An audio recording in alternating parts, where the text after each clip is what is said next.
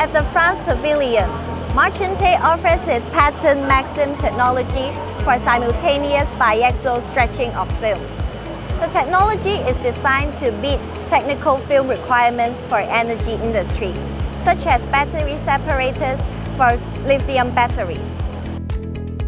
At the German Pavilion, Bruckner offers its film stretching line for high energy density film for renewable energy. It features simultaneous and sequential stretching processes. Powais Chemical shows its POE adhesion R1020 for photovoltaic encapsulant film. It features high light transmittance, grafted rate, and bonding strength, supporting stable adhesion for solar cell parts.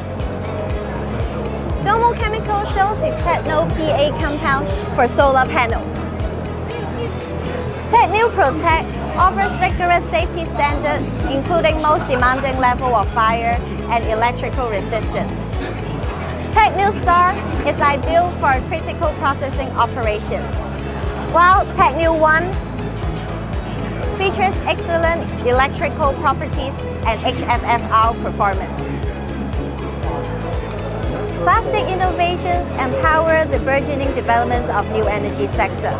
CHINAPLAS 2025 has a lot of exhibits that are suitable for new energy applications.